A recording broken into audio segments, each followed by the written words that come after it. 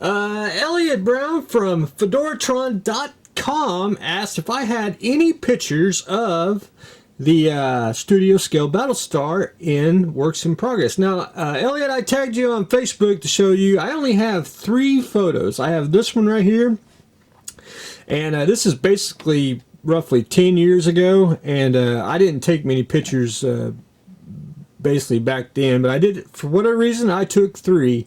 And there's that one. You can see where I've basically put in a Leopold in the quad car and basically skinned it. And then I was just taking some automotive putty and smoothing out the edges. There's the underside of it. As you can see, it's just it's almost like a mosaic puzzle. Just gorgeous with all the little model parts that you just got to glue on and glue on and glue on. It does. I had some acrylic. I saw another modeler do a Battlestar same way. He skinned it with styrene. And also skinned it with an acrylic. I did the same thing. I wanted to see how well it worked. It's not too bad. I would have done styrene. Just kept on going. But anyway, that's that one and one more. And just gives you an idea of, I think it's gorgeous when it's solid white with a bunch of model kits adorned on it. Because once you spray primer, it actually gives it a personality and changes. But it's just crazy of what models and everything that goes on it. As you can see right here, I did an acrylic sheet on it, and most of it just styrene. Then a little putty sand, and we were good to go. 4 months to build it. If you look real closely, I even used Tester's tube glue on there. So it was pretty good and sturdy. But anyway, very fun build. Just a very, very fun build. But anyway, thought I'd show everyone that. Decal car. And let me try to move some stuff here. I'm actually, let me turn on more lights. I'm basically done, and I had to add a couple more things to it as requested. I did get the windshield in, and I'll explain that in a minute. But on the side here, I had to paint the inside black, which I did with paintbrush, and that was no problem at all. I got both sides on the inside there painted black. Added the little grill that goes inside here, and I went ahead, and since it was all on the inside, I added the lights that go on the front and top and bottom there. And I went ahead and added your rear lights as well, but I didn't add anything on the outside, just on the inside only. I hope I don't drop it. One thing I got to mention here, and I've already knocked them off once. They shouldn't break, but there's always a chance that the mirrors may come off. Now when I ship it, it'll be wrapped and it'll be secured, but it could come off, and all you gotta do is take I don't have one handy, but get you a toothpick with a little bit of an applicator, get you some super glue, just a little drop, put a drop there, hold it there. You can even get you a little bit of accelerator, pop it on, and you'll have no problem at all. But anyway, the windshield's on, and I usually, older cars, especially like old monogram A&Ts, you can actually glue the inside here and it would actually fit. But this car really wouldn't do it. So what I did is I put the glass in, I used micro crystal clear, and what I did is just, I went around the edges, and I went around here in the front, and I tacked it on the sides. That way it'll be secured, you can't see it, and it's on the it's in places where you just won't see it. Now when you get the chassis in, it should it's flexible, because right here it just really won't fit, but once you get the chassis snapped in there, everything should be okay. But anyway, that's it on that. I got everything on it that I believe I'm supposed to get on it, and one more pass here, and we will we will have to do some future. And once I spray future, it'll be a couple days of just sitting. I mean, it's going to dry and dry and dry, and make sure I get everything covered. And I usually would like dip the canopy, but since the windshield, I'll just spray it all with future all at one wax, so it'll be shouldn't be a problem at all. And of course, I got to clean the. I've been handling the windshield, so I got to clean that before I spray it. But anyway, my only really complaint with the and I don't know if you can actually see it, is the silver decals. I think I use a solution, and once they grip into the plastic, they look, to me, they look like they're getting ready to tear, but they're not. It's just the way they're situated on the model. But anyway, once you get some future on it, it'll take it back out. I mean, the shine should take care of it. But anyway, there it is. One more pass, and we will be ready to shoot some future on it. And I'll try to pop that up best I can. But anyway, there you have it. Decal car almost done. The Roadrunner, it's paint will be here Wednesday, and the other place that I bought paint for it, it's coming as well. So whichever one gets here first, we'll try both and see which one we like the best. Didn't do anything on the bird of prey. That's more of a probably midweek project. We'll just see, but we'll get to that in a little bit. The kettenkrad, basically had to fight the seat on. I got it on. I whacked off the. I couldn't really drill out the holes to make for the seat to fit, so I just whacked them off.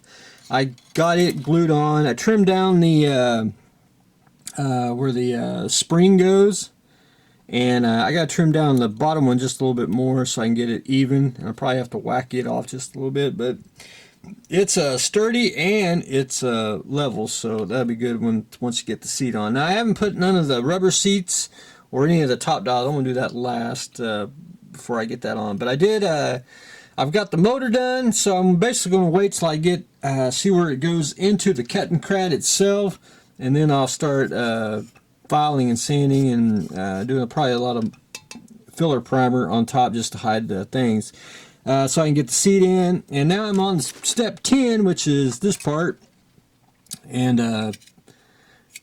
just got to add a couple more parts, see where, what moves, what shouldn't move, what's not going to move, and all that good stuff. So we're on that part, and then we got to figure out what all this is, which I assume is the back end of the kettenkrad, where it's the gate of it, but we'll jump that bridge when we get there. But that's pretty much all I've got done so far on it. So slowly but surely, we will continue on with the kettenkrad.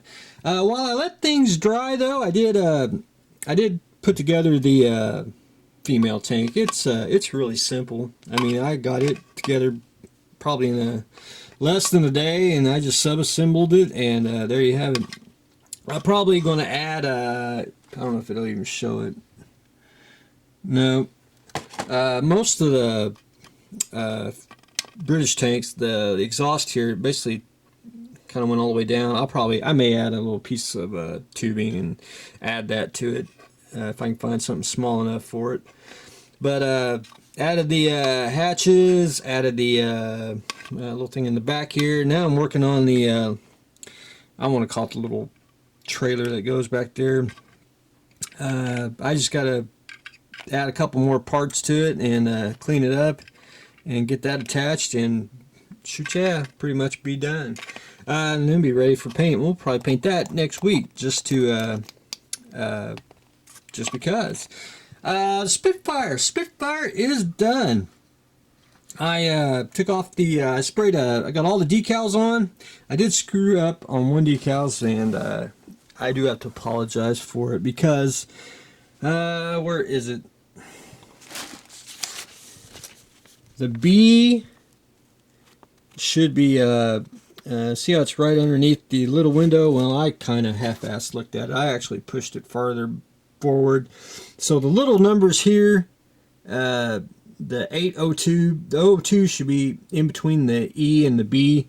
So I'm going to take a little black pen, and I'm going to make the O a little bit better where it should, so it'll look like that I didn't screw it up. But anyway, that's the only decal I just got. It should be a little back, a little farther. But anyway, decals from the Airfix, they went on real great. Little solution, and they are top notch. Lights are making it bright here, but it's pretty darn slick. Got the exhaust paint. It took a little bit of pigment and just went backwards for an exhaust stain. I didn't want to break out the airbrush too much on it. I may probably do a little bit of just a little feathering of the decals just to tone them all down. And I'll point this out, the tail decal, and I'm getting to be a perfectionist of putting that decal on backwards every time. So after I put it on backwards, figured out it was on backwards, I had to take it back off and put it back on the correct way. But that's just a little secret between you and me. But anyway, it turned out pretty great. I well pleased with it. So what I'm going to probably do is I'll probably go, I got to do a little airbrush work here on the Ratte, and what I'm going to do is I'll probably do a little feathering very, very lightly on the Spitfire here, and then I will, it'll probably be off the workbench probably later today, so y'all probably won't see this. It'll be probably the last time, so I'm going to go ship this out this week, and then we can start another project. So that's that on the Super Spitfire. The Ratte. Yesterday, I started, since I was doing decals on the Spitfire, I went ahead and put the decals on the Ratte, which I had to do because I want to start weathering. It's basically got 5 decals. It's got 1, 2, and on the other side, 3 and 4 of the Balkan crosses. And it's got the basically a 2-part. Ooh, almost spilt the glue. Not good.